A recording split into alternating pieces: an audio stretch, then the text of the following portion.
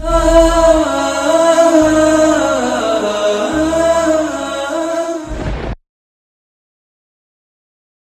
الحمد للہ نحمده ونستعینه ونستغفره ونعوذ باللہ من شرور انفسنا ومن سیئات اعمالنا من يهده الله فلا مضل له ومن يضلل فلا هادي له اشهد ان لا اله الا الله وحده لا شريك له واشهد ان محمدا عبده ورسوله فان خير الحديث كتاب الله وخير الهدي هدي محمد صلى الله عليه وسلم وشر الأمور محدثاتها وكل محدثة بدعة وكل بدعة ضلالة وكل ضلالة في النار يا أيها الذين آمنوا اتقوا الله حق تقاته ولا تموتن إلا وأنتم مسلمون يا أيها الناس اتقوا ربكم الذي خلقكم من نفس واحدة وخلق منها زوجها وبث منهما رجالا كثيرا ونساء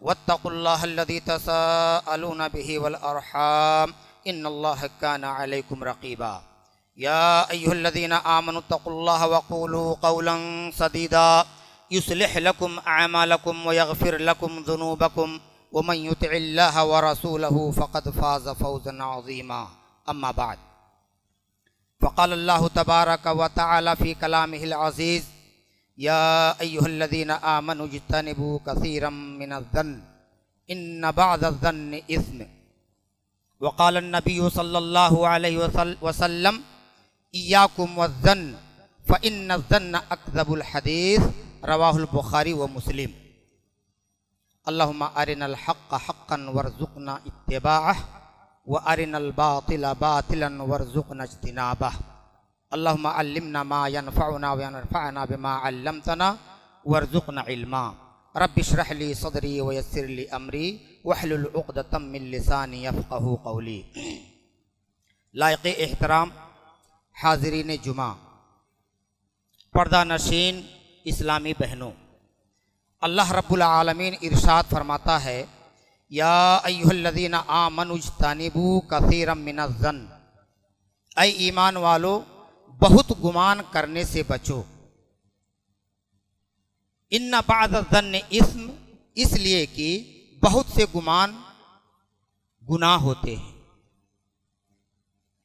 کسی کے بارے میں اپنے دل میں اچھا گمان قائم کرنا یہ ایک نیکی ہے، اس لیے کہ ہر مسلمان اگر وہ ایمان والا ہے تو بنیادی طور پر وہ اچھا ہوتا ہے، لیکن اگر کوئی آدمی بغیر کسی دلیل کے محض رائے اور قیاس کی بنیاد پر ایسے انسان کو اپنے دل میں برا مان لے تو اللہ رب العالمین اس آیت میں ایسے انسان کو گنہگار قرار دیا ہے۔ کیوں؟ اس لیے کہ اللہ نے فرما دیا کہ بعض گمان گناہ ہوتے ہیں۔ اسی طرح سے بخاری اور مسلم کی حدیث میں اللہ کے نبی صلی اللہ علیہ وسلم ارشاد فرماتے ہیں ایاکم والظن، خبردار بدگمانی سے بچو، کسی کے بارے میں برا گمان قائم کرنے سے بچتے رہو۔ فإن الظن أكذب الحديث، اس لیے کہ بدگمانی سب سے جھوٹی بات ہے۔ کسی انسان کے بارے میں یا کسی جماعت کے بارے میں اپنے دل میں بے بنیاد برا گمان قائم کرنا یہ خود ایک گناہ ہے، لیکن اس گناہ کی سنگینی اس وقت اور بڑھ جاتی ہے جب یہی گناہ زبان سے الزام تراشی کی صورت اختیار کر لیتا ہے۔ اگر کوئی انسان بغیر تحقیق کے اس طرح کے گمانوں کو لوگوں میں بیان کرنے لگے، سنی سنائی باتوں کو بغیر تحقیق کے آگے بڑھانے لگے، تو ایسی صورت میں اور بالخصوص ایسی باتیں جس سے کسی کے کردار پر آنچ آتی ہو یا جس سے کسی جماعت پر جھوٹا الزام عائد ہوتا ہو، تو ایسی صورت میں یہ گناہ اور بڑھ جاتا ہے۔ اسی لیے پیارے نبی صلی اللہ علیہ وسلم نے ایسے شخص کو جھوٹا قرار دیا ہے جو سنی سنائی باتوں کو بغیر تحقیق کے آگے بڑھا دیتا ہے۔ امام مسلم رحمۃ اللہ علیہ نے اپنی صحیح میں ایک حدیث نقل فرمائی ہے، کفا بالمرء کذبا ان یحدث بکل ما سمع، کسی انسان کے جھوٹا ہونے کے لیے اتنا ہی کافی ہے کہ وہ سنی سنائی باتوں کو آگے بڑھا دے۔ حضرات، آپ اگر ان احادیث کا اور اس آیت کریمہ کا تعلق دیکھیں تو آپ کو اس دور میں ایک بہت اچھی مثال دیکھنے کو مل جائے گی، وہ خود اہل حدیث کے بارے میں۔ مسلمانوں کا ایک بہت بڑا طبقہ ہے جو اپنے دل میں اہل حدیث کے خلاف عناد رکھے ہوئے ہے، اہل حدیث کے خلاف اپنے دل میں بغض رکھے ہوئے ہے۔ اگر اس طبقہ کے لوگوں سے پوچھا جائے کہ کیا واقعی اہل حدیث کو جانچنے کا اسے موقع ملا ہے، کیا واقعی اہل حدیث کے پاس بیٹھ کر علمی گفتگو کرنے کا اتفاق اسے ہوا ہے، کیا واقعی جن مسائل سے اسے اعتراض ہے دلائل کی روشنی میں گفتگو کرنے کا اتفاق ہوا ہے، تو معلوم ہوگا کہ گفتگو کے اعتبار سے اس شخص کا اہل حدیث سے کوئی سابقہ پڑا ہی نہیں ہے، جس وجہ سے وہ اہل حدیث کے خلاف اپنے دل میں بدگمانیاں رکھے ہوئے ہے، یا جس وجہ سے وہ اہل حدیث کو برا سمجھتا ہے، براہ راست ان باتوں کو اس نے اہل حدیث سے نہیں سنی ہے، بلکہ کسی ایسے انسان سے سنی ہے جو پہلے سے اہل حدیث سے ناراض ہے۔ میرے بھائی، مسلمان کا یہ طریقہ نہیں ہے۔ ایمان والوں کا طریقہ یہ ہے کہ جب بھی وہ کسی کے بارے میں کوئی فیصلہ کریں یا جب بھی کسی کے بارے میں کوئی رائے قائم کریں تو صحیح معلومات کی بنیاد پر کرنا چاہیے، سنی سنائی باتوں کو علم کا مقام نہیں دینا چاہیے، ورنہ آپ دیکھیں کہ خود مسلمانوں کے بارے میں دنیا کا ایک بہت بڑا طبقہ ہے جو سنی سنائی باتوں کی وجہ سے مسلمانوں کو برا سمجھتا ہے۔ میڈیا کے ذریعہ سے جو خبریں اس قوم تک پہنچی ہوئی ہے، ان خبروں کی بنیاد پر مذہب اسلام کو خونخوار مذہب سمجھا جاتا ہے، مسلمانوں کو آتنکوادی یا دہشت گرد قرار دیا جاتا ہے۔ لیکن اسی طبقے کے بعض لوگ جب اچھے مسلمانوں سے ملتے ہیں، ان سے گفتگو ہوتی ہے، مذہب اسلام کے بارے میں سنتے ہیں، تو ان کی غلط فہمی دور ہو جاتی ہے اور بسا اوقات وہ خود مذہب اسلام کو قبول کر لیتے ہیں۔ ٹھیک یہی بعین ہی یہی صورت ہے۔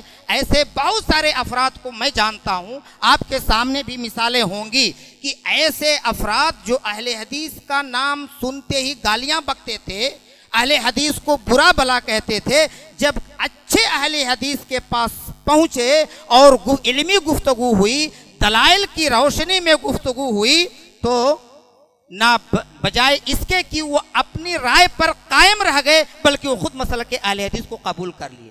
ایسی بہت ساری باتیں ہیں میرے بھائیوں جو ہم اہل حدیثوں کی طرف منسوب کر دی گئی ہیں، جو واقعی نہ ہم نے ان باتوں کو کہی ہے اور نہ ہم ان کو مانتے ہیں۔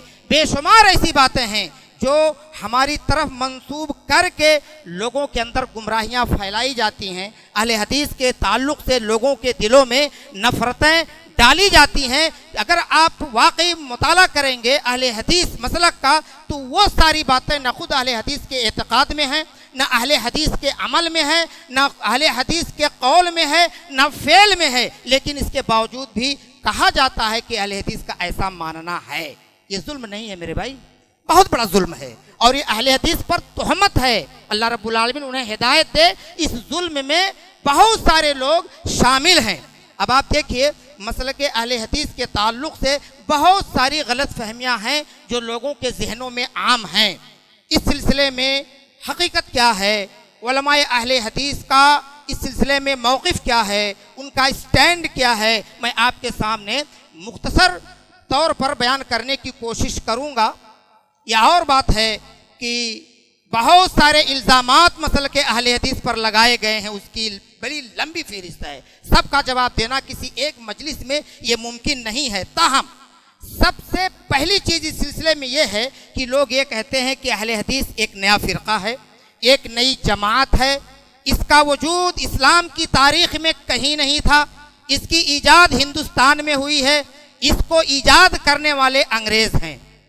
میرے بھائی یہ بہت بڑا جھوٹ ہے، دنیا کا سب سے بڑا جھوٹ اور ایک بھیانک قسم کا الزام مسلک اہل حدیث پر ہے۔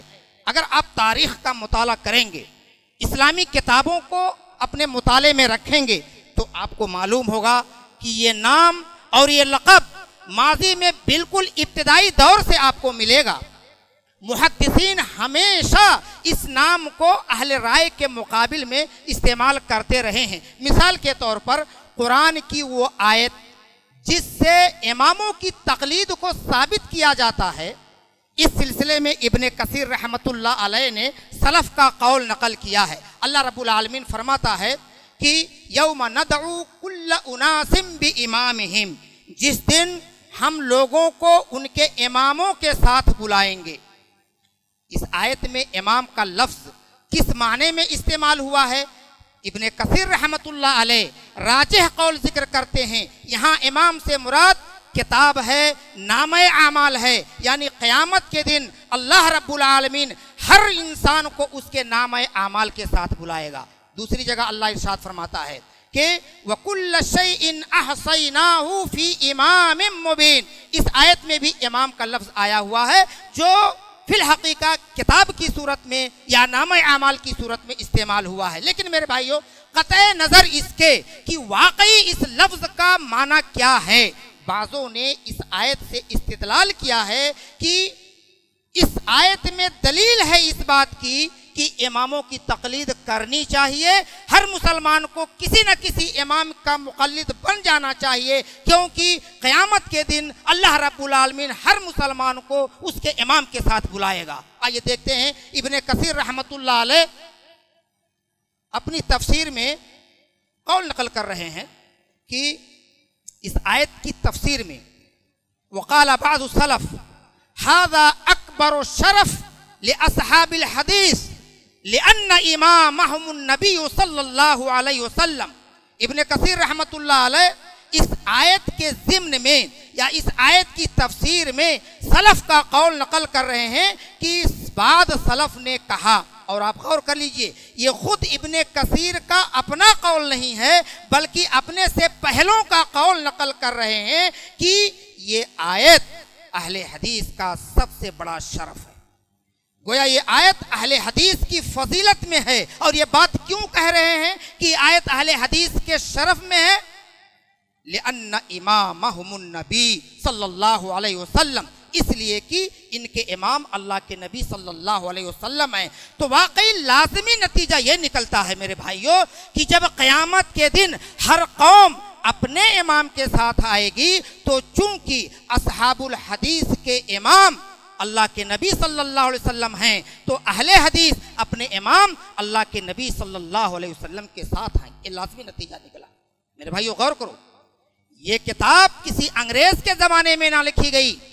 جو الزام لگاتے ہیں مسلک اہل حدیث پر، میں ان سے گزارش کروں گا کہ حقیقت مبنی بات کہی جائے۔ یہ کتاب جس کا حوالہ میں نے دیا تفسیر ابن کثیر، یہ کسی انگریز کے زمانے میں نہ لکھی گئی بلکہ نبی کریم صلی اللہ علیہ وسلم کے انتقال کے 700 سال بعد یہ کتاب لکھی گئی ہے۔ گویا کہ یہ لفظ آج سے 700 سال پہلے کتابوں میں موجود ہے۔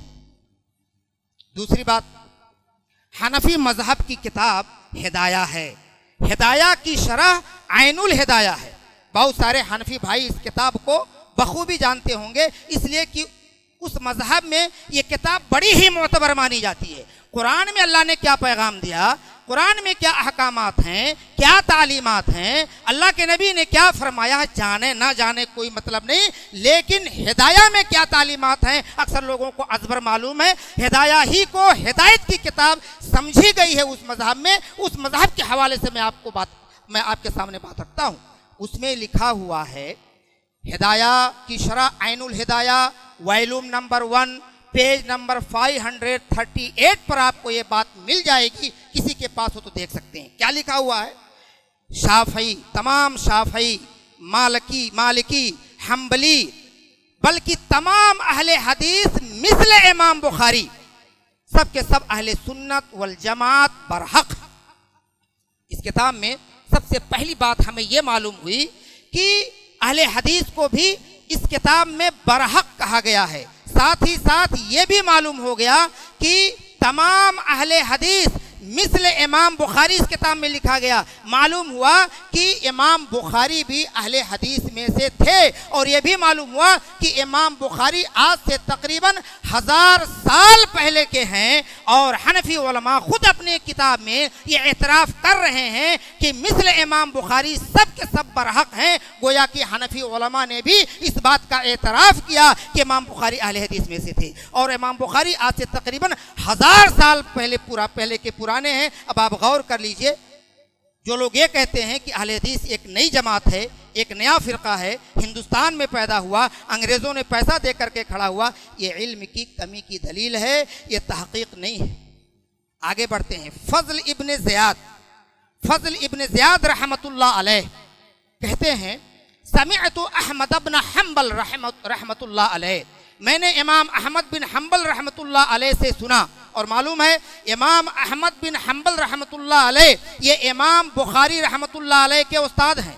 امام بخاری نے اپنی کتاب صحیح بخاری لکھ کر امام احمد بن حنبل کی خدمت میں پیش کیا تھا کہ تاکہ وہ جانچ لیں۔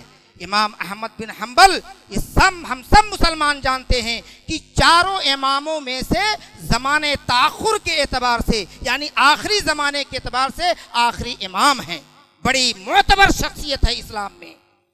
وہ نبی کریم صلی اللہ علیہ وسلم کی اس حدیث کے تعلق سے کیا فرماتے ہیں؟ نبی کریم کی حدیث سنیے پہلے۔ لا تزال طائفۃ من امتی ظاہرین علی الحق، اللہ کے نبی فرماتے ہیں میری امت میں ایک گروہ ہمیشہ رہے گا جو حق پر قائم رہے گا اور غالب رہے گا۔ وہ حق پر قائم رہنے والا گروہ، وہ حق پر ہمیشہ غالب رہنے والی جماعت کون ہے؟ سنیے امام صاحب کی زبانی۔ ان لم یکونوا اصحاب الحدیث فلا ادری من ہم۔ اس حدیث امام احمد بن حنبل کا قول ہے، وہ فرماتے ہیں کہ اس حدیث میں جس جماعت کا ذکر ہوا ہے اگر وہ جماعت اہل حدیث نہیں ہے تو میں نہیں سمجھتا کہ پھر وہ کون سی جماعت ہے۔ امام احمد بن حنبل رحمت اللہ علیہ کے اس قول سے پتا چلا کہ خود امام احمد بن حنبل کے نزدیک جس جماعت کو جماعت حقہ کہا گیا، جس جماعت کو جماعت طائفہ منصورہ کہا گیا، ناجی جماعت کہا گیا، امام احمد بن حنبل رحمت اللہ علیہ کے نزدیک خود وہ جماعت اہل حدیث۔ اہل الحدیث میں اور اصحاب الحدیث میں کوئی فرق نہیں میرے بھائی۔ بعض لوگ فرق کریں، ارے وہ تو ہاں اصحاب الحدیث لکھا ہوا ہے، تم تو اہل الحدیث ہو۔ اصحاب الحدیث اور اہل الحدیث میں ایسے ہی کوئی فرق نہیں ہے جیسے اصحاب الجنہ اور اہل الجنہ میں کوئی فرق نہیں ہے۔ اصحاب الجنہ بول کر اہل الجنہ مراد لیتے ہیں، اہل الجنہ بول کر اصحاب الجنہ مراد لیتے ہیں۔ اور یہ بات شرف اصحاب الحدیث، خطیب البغدادی کی کتاب شرف اصحاب الحدیث میں یہ بات منقول ہے، اور یہ کتاب خود اس فضیلت میں، اہل حدیث کی فضیلت میں ہے، اس ضمن میں ہے کہ اہل حدیث کی کیا فضیلت ہے۔ پوری کتاب خطیب البغدادی نے اہل حدیث کی فضیلت میں لکھی ہے، اور اس میں یہ بھی لکھا ہوا ہے کہ امام بخاری کا قول انہوں نے ذکر کیا ہے کہ یہی حدیث، کیا کون سی حدیث؟ کہ ایک جماعت ہمیشہ حق پر قائم رہے گی، یہی حدیث ذکر کرنے کے بعد امام بخاری نے کہا وہ اصحاب الحدیث، کہ اس حدیث سے مراد اصحاب الحدیث ہے۔ اس سے کیا پتا چلا میرے بھائیو کہ آج سے تقریباً 1000 سال بلکہ اس سے بھی پہلے 1200 سال پہلے ان تمام حضرات نے، امام بخاری، امام احمد بن حنبل، امام علی بن المدینی، ان سارے حضرات نے اپنی کتابوں میں یہ بات لکھ دی ہے کہ اس حدیث سے مراد اصحاب الحدیث ہیں، اہل حدیث ہیں۔ پھر میرے بھائی یہ کہنا کہ اہل حدیث ایک نئی جماعت ہے، جبکہ خطیب البغدادی 800 سال پرانے ہیں، امام بخاری رحمت اللہ علیہ 1000 سال پرانے ہیں، امام احمد بن حنبل رحمت اللہ علیہ 1200 سال پرانے ہیں، اس کے باوجود بھی الزام کہاں تک درست ہو سکتا ہے کہ اہل حدیث ایک کل کی جماعت ہے یا انگریزوں کی پیداوار ہے؟ میرے بھائی اس غلط فہمی میں بہت سارے لوگ مبتلا ہیں. عوام کا اس دھوکے میں رہنا یا اس غلط فہمی میں رہنا یہ کوئی تعجب کی بات نہیں ہے، لیکن علماء کا اس دھوکے میں رہنا، اس غلط فہمی میں رہنا بہت تعجب کی بات ہے. آئیے آگے بڑھتے ہیں. غنیۃ الطالبین یہ کس کی کتاب ہے؟ شیخ عبد القادر جیلانی رحمۃ اللہ علیہ کی کتاب مانی جاتی ہے غنیۃ الطالبین. اور یہ وہی شیخ صاحب ہیں جن کو اس ملک کا بیشتر مسلمان انہیں مشکل کشا سمجھتا ہے، اپنی بگڑی اور اپنی بگڑی میں ان کے نام کی دہائی دیتا ہے، انہیں ان کے اندر تمام خدائی صفات کے ہونے کا عقیدہ رکھتا ہے، گویا کہ یہ شیخ عبد القادر جیلانی خود ایسے مسلمانوں کے گھروں کے روشن چراغ ہیں. آئیے انہی کے چراغ سے دیکھتے ہیں ان کا گھر جل رہا ہے. گھر کے چراغ سے گھر کو آگ لگ گئی، گھر کے چراغ سے. وہ کیا لکھتے ہیں ان کا جملہ بھی آپ پڑھ لیجئے. میں وہ عبارت سنا رہا ہوں جو شیخ نے اپنی کتاب میں لکھا ہے کہ وَعْلَمْ أَنَّ لِأَهْلِ الْبِدْعَ عَلَامَةً يُعْرَفُونَ بِهَا. خوب اچھی طرح سے جان لو کہ بدعتیوں کی ایک خاص پہچان ہوتی ہے جس سے ان کو پہچانا جا سکتا ہے. غور کر لو میرے بھائیو، شیخ عبد القادر جیلانی رحمۃ اللہ علیہ بدعتیوں کی پہچان بتا رہے ہیں. وہ پہچان کیا ہے؟ فَعَلَامَةُ أَهْلِ الْبِدْعَةِ وَقِيعَةٌ فِي أَهْلِ الْأَثَرِ. بدعتیوں کی پہچان یہ ہے کہ یہ لوگ اہل اثر کو برا بھلا کہتے ہیں، ان کی شان میں گستاخی کرتے ہیں، ان کی شان میں نازیبا کلمات ادا کرتے ہیں. اور اہل اثر کون؟ اہل اثر سے مراد وہ لوگ جو آثار کی اتباع کرتے، جو حدیث کی اتباع کرتے، حدیث کے پیچھے چلتے، دلائل کے پیچھے چلتے، نابینا بن کر کسی شخصیت کے پیچھے نہیں بھاگتے. اس سے مراد اہل اثر ہیں. اور آگے چل کر کے وہ لکھتے ہیں کہ یہ بدعتی اس زمانے میں اہل اثر کو برے برے القاب سے یاد کرتے تھے. آج خود ہمارے اس زمانے میں بھی ہم اہل حدیثوں کو، یہاں تو ہم نہیں جانتے لیکن ہمارے علاقے میں ہم اہل حدیثوں کو یہ بدعتی اہل خبیث کہتے ہیں اہل حدیث نہیں، یہ اہل خبیث ہیں. بعض لوگ وہابڑا کہتے ہیں، وہابی کہیں تو تھوڑا اچھا لگے، وہابڑا کہتے ہیں. بعض لوگ 24 نمبر کے نام سے یاد کرتے ہیں، اور بھی نہ جانے کیا کیا کہتے ہوں گے، اللہ انہیں ہدایت دے.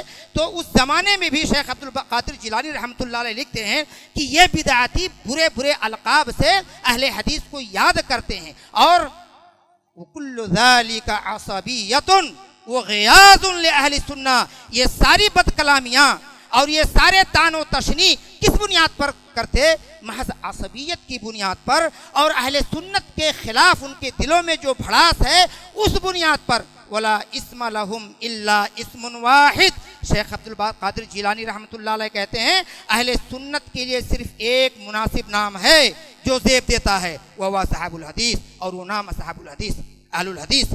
آج کے اس زمانے کے بہت سارے لوگ کہتے ہیں کہ اصحاب الحدیث اہل سنت نہیں ہو سکتے، اہل حدیث الگ ہیں، اہل سنت الگ ہیں. لیکن میرے بھائیو آپ کیا کہیں گے شیخ عبد القادر جیلانی رحمۃ اللہ علیہ کے بارے میں؟ وہ تو کہتے ہیں کہ در حقیقت اہل حدیث ہی اصحاب الحدیث ہیں، اہل حدیث ہی اہل سنہ ہیں. تو میرے بھائیو یہ سب سے پہلا اعتراض تھا اہل حدیث پر کہ اہل حدیث ایک نیا فرقہ ہے، ایک نئی جماعت ہے.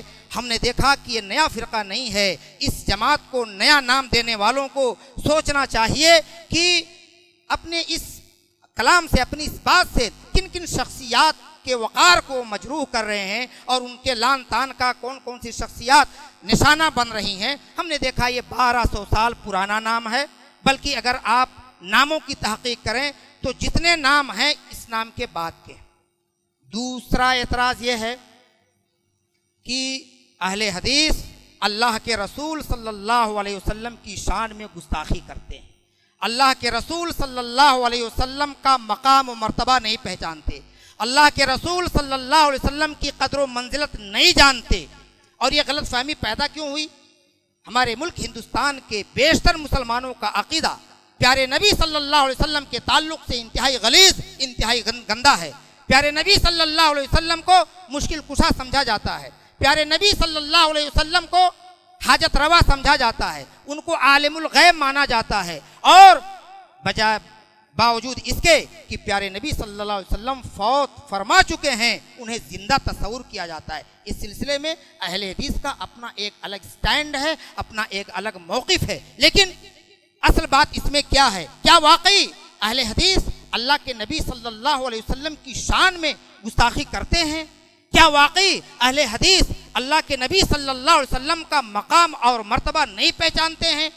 جبکہ اہل حدیث کا نام ہی یہ بتاتا ہے کہ ان کا نام اللہ کے نبی صلی اللہ علیہ وسلم کی ذات سے جڑا ہوا ہے۔ اگر اہل حدیث اللہ کے نبی صلی اللہ علیہ وسلم کا مقام اور مرتبہ نہیں جانتے، ان کی قدر و منزلت نہیں پہچانتے، تو اپنے آپ کو ان کے نام کے ساتھ جوڑتے؟ اللہ کے نبی صلی اللہ علیہ وسلم، بھائی کہاں اس کی آواز چلی گئی؟ اللہ کے نبی صلی اللہ علیہ وسلم کا اگر مقام اور مرتبہ نہیں جانتے تو اللہ کے نبی صلی اللہ علیہ وسلم کے بالمقابل کسی کو ترجیح کیوں نہیں دیتے ہیں؟ اہل حدیث کیوں آپ کی حدیث سے رہبری حاصل کرتے ہیں؟ اور واقعی یہ اللہ کے نبی صلی اللہ علیہ وسلم کی شان ہے کہ آپ کے مقابلے میں نہ کسی کی بات کو ترجیح دی جائے، نہ کسی کی ذات کو ترجیح دی جائے۔ آئیے دیکھتے ہیں اس سلسلے میں کہ اللہ کے نبی صلی اللہ علیہ وسلم کیا یہ بات پسند فرماتے تھے کہ ان کی قدر و منزلت بڑھائی جائے، یا اللہ کے نبی صلی اللہ علیہ وسلم نے اس سے ہمیں منع فرمایا ہے؟ ایک چیز یہ ہوتی ہے میرے بھائی کہ کسی کو اس کی شان کے مطابق تسلیم کر لینا، جو حقیقت ہے، جو حیثیت ہے اس کی حیثیت کو مان لینا۔ ایک چیز یہ ہوتی ہے کہ اپنے گمان کے مطابق کسی کی شان کو اس کے مقام سے آگے بڑھا دینا، اس کو دین میں غلو کہا جاتا ہے، اس کو دین میں غلو کہا جاتا ہے۔ میں شمس غفاری زیادہ سے زیادہ آپ کہہ سکتے ہیں کہ میں عالم ہوں، قرآن اور حدیث کا جانکار ہوں، لیکن اب اگر میرا کوئی دوست مجھ سے بہت زیادہ حسن عقیدت رکھتا ہے، مجھ سے محبت کرتا ہے، اور میری حقیقت یہ ہے کہ صرف میں عالم ہوں، کہے نہیں غفاری صاحب آپ انجینئر بھی ہو، میں آپ کو ڈاکٹر بھی تصور کرتا ہوں، تو اس کو غلو کہتے ہیں، وہ میری عقیدت میں بہت میرے مقام سے آگے بڑھ گیا۔ اللہ کے نبی صلی اللہ علیہ وسلم نے دین میں غلو کرنے سے منع فرمایا۔ اللہ رب العالمین نے خود اپنی کتاب میں فرمایا لا تغلو فی دینکم، دین میں غلو سے کام نہ لو۔ اللہ کے نبی صلی اللہ علیہ وسلم ارشاد فرماتے ہیں لا تطرونی کما اطرت النصارى عیسی ابن مریم، مجھ کو تعریف میں اتنا آگے نہ بڑھا دو جتنا کہ نصارہ نے عیسیٰ علیہ السلام کو تعریف میں بڑھا دیا۔ انما انا عبد، عربی گرامر جاننے والے لوگ جانتے ہوں گے انما یہ حصر کے لیے آتا ہے، جیسے ہم ترجمہ کرتے ہیں تیری ہی عبادت کرتے ہیں، یعنی تیرے علاوہ کسی اور کی نہیں کرتے۔ اللہ کے نبی فرماتے ہیں انما کا لفظ یہاں موجود ہے، انما انا عبد، میں صرف اس کا بندہ ہوں، فقولوا عبد اللہ ورسولہ، تو جب بھی میرے بارے میں کچھ کہنا ہو تو اس کا بندہ اور رسول کہو، یعنی اللہ کی بندگی اور اللہ کی جانب سے دی ہوئی ملی ہوئی رسالت کے ضمن میں اللہ کے نبی صلی اللہ علیہ وسلم کی تعریف کی جائے۔ جب بھی اللہ کے نبی صلی اللہ علیہ وسلم کی تعریف کی جائے تو آپ کو بندے کے مقام سے اوپر نہ اٹھایا جائے اور رسول کے مقام سے آپ کو گھٹایا بھی نہ جائے۔ اللہ کے نبی صلی اللہ علیہ وسلم کے مقام کو اگر بڑھایا جاتا ہے تو گویا اللہ کے نبی کو رب بنانے کے مترادف ہو سکتا ہے۔ ایک آدمی اللہ کے نبی کے مقام کو اتنا آگے بڑھا دے کہ آپ کو رب کے بالمقابل لا کر کے کھڑا کر دے، آپ کو سب کچھ تصور کر لے، سب کچھ مان لے، تو گویا کہ ایسا شخص اللہ کے نبی صلی اللہ علیہ وسلم کو اللہ کے خصائص میں شریک کر رہا ہے، اور یہ شرک ہے جو ناقابل معافی جرم ہے۔ اللہ کے نبی صلی اللہ علیہ وسلم نے خود اس سے منع فرمایا ہے۔ حدیث سنیے، اللہ کے نبی فرماتے ہیں جس کا ذکر امام احمد نے کیا ہے، واللہ ما احب ان ترفعونی فوق منزلتی، قسم کھا کر کے فرما رہے ہیں اللہ کی قسم، واللہ اللہ کی قسم، مجھے ہرگز یہ بات پسند نہیں ہے کہ جو اللہ نے مجھے مقام دیا ہے، جو مرتبہ دیا ہے، اس سے تم مجھے آگے بڑھا دو۔ اللہ کے نبی صلی اللہ علیہ وسلم قسم کھا کر کے فرماتے ہیں۔ لیکن بھائیو، اللہ کے نبی صلی اللہ علیہ وسلم کا مقام اور مرتبہ کیا ہے، اس کو کون بتائے گا؟ ظاہر ہے اللہ کے نبی صلی اللہ علیہ وسلم سے اور صحابہ کرام سے بڑھ کر کوئی نہیں بتا سکتا کہ واقعی اللہ کے نبی صلی اللہ علیہ وسلم کا مقام کیا ہے۔ لہٰذا اس سلسلے میں اہل حدیث کا کہنا یہ ہے کہ اگر واقعی اللہ کے نبی صلی اللہ علیہ وسلم کا مقام اور مرتبہ معلوم کرنا ہو تو قرآن کریم کا مطالعہ کیا جائے، صحیح احادیث کا مطالعہ کیا جائے، ساتھ ہی ساتھ یہ دیکھا جائے کہ آپ کی ذات پر سب سے پہلے ایمان لانے والے صحابہ نے آپ کا کیا مقام مانا تھا، یہ ہے ہم اہل حدیثوں کے پاس آپ کا مقام اور مرتبہ معلوم کرنے کا معقول ذریعہ۔ شعر و شاعری کو دلیل بنا کر یا کسی کے دل میں اللہ کے نبی صلی اللہ علیہ وسلم کی محبت ہے اس کو دلیل بنا کر اللہ کے نبی کا مقام اور مرتبہ معلوم کرنا یہ ہمارا کام نہیں ہے۔ کیوں؟ بسا اوقات کسی کی محبت میں، اس کی تعریف میں انسان گستاخی بھی کر سکتا ہے۔ ایک مرتبہ اللہ کے نبی صلی اللہ علیہ وسلم کے سامنے ایک بچی نے آپ کی تعریف میں شعر کہنا شروع کیا، وَفِينَا نَبِيٌّ يَعْلَمُ فِي مَا غَدٍ، ہمارے درمیان ایک نبی ہے جو یہ بھی جانتا ہے کہ کل کیا ہوگا۔ اللہ کے نبی صلی اللہ علیہ وسلم نے فوراً بریک لگایا، کہا اللہ اکبر، یہ بات ہرگز مت کہنا کہ اللہ کے سوا کوئی غیب جانتا ہے۔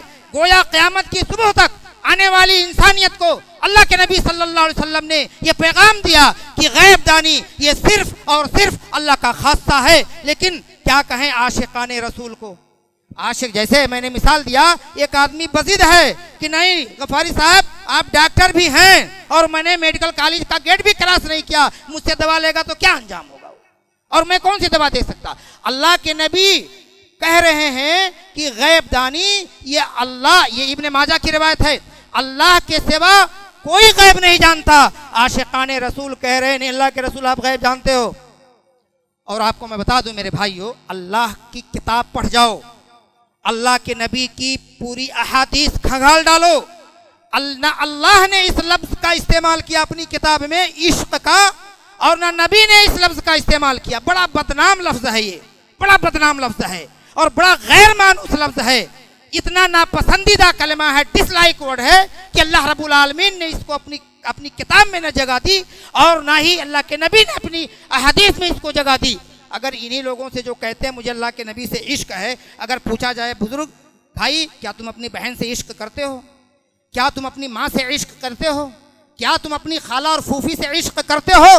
تو قتل و خوریزی پر آمادہ ہو جائے گا۔ کیوں؟ وہ سمجھتا ہے کہ بدنام ورڈ ہے۔ تو میرے بھائی میں پوچھنا چاہتا ہوں عاشقان رسول سے کہ اس بدنام لفظ کو جب تم اپنی ماں، اپنی بہن اور اپنی خالہ پھوپھی کے لیے پسند نہ کیے تو تم نے کیسے اللہ کے نبی صلی اللہ علیہ وسلم کی شان میں اس لفظ کا استعمال کر ڈالا؟ میرے بھائیو بہت ساری باتیں ہیں، وقت ختم ہوا، میں مدرس ہوں، میرا پیریڈ بھی ہوگا، میں انہی چند باتوں پر بہت ساری باتیں انشاءاللہ جب موقع ملے گا دوسرے خطبے میں۔ ہمارے اوپر یہ الزام ہے کہ ہم اولیاء اللہ کو نہیں مانتے۔ ہم مانتے ہیں اولیاء کو، اولیاء مانتے، اولیاء کو اللہ کے برابر نہیں مانتے۔ ہمارے اوپر الزام ہے ہم اماموں کو نہیں مانتے۔ اولیاء کی میں بتایا، اولیاء کے پاؤں کی جوتی اہل حدیث کے سر کا تاج ہے، بشرطے کہ وہ اولیاء ہو، اولیاء کے تمام شرائط اس کے اندر پائے جاتے ہوں۔ ہمارے علاقے میں ایک آدمی جو زندگی بھر نماز ہی نہیں پڑھتا تھا اور دلیل کیا دیتا تھا؟ اللہ اکبر، قرآن میں اللہ نے کہا لا تقربوا الصلاۃ وانتم سکارا، نماز کے قریب مت جاؤ جب تم نشے میں ہو۔ مجھ پر اللہ کی محبت کا نشہ طاری ہے، میں کیوں نماز پڑھوں؟ اور اس کے جسم پر لباس تک نہیں رہتا تھا، مر گیا تو اس کو ولی مانتے ہیں۔ ہم کیوں ایسے لوگوں کو ولی مانے؟ ہم کیوں مانے؟ اولیاء وہ ہوتے ہیں ان کی تمام شرائط ہیں، بات لمبی ہو جائے گی۔ اور ہمارے اوپر یہ الزام ہے کہ ہم ائمہ کو نہیں مانتے۔ ائمہ کی وہ تمام باتیں جو قرآن اور حدیث کے مطابق ہیں، اہل حدیث کے سر اور آنکھوں پر بیٹھائی جاتی ہیں، ان کی باتیں ہم مانتے ہیں، سارے ائمہ کو مانتے ہیں، کسی ایک امام کو نہیں مانتے، سارے اماموں کو مانتے ہیں۔ ہم پر الزام ہے ہم صحابہ کی شان میں گستاخی کرتے ہیں۔ انشاءاللہ سارے اعتراضات کا جواب آئندہ کسی خطبے میں اللہ نے ہمیں زندگی بخشی اور آپ یہاں موجود رہے تو آپ کو مفید معلومات سے میں نوازوں گا۔ میں انہی باتوں پر اپنی بات ختم کرتا ہوں، اللہ سے دعا کرتا ہوں الہ العالمین ہم تمام مسلمانوں کو کتاب و سنت کی صحیح سمجھ عطا فرمائے، اپنے رسولوں کی، اماموں کی، اولیاء کی محبت ہمارے دلوں میں ڈال دے۔ اقول قولی ھذا استغفر اللہ لی ولکم ولسائر المسلمین من کل ذنب فاستغفروہ انہ ھو الغفور الرحیم۔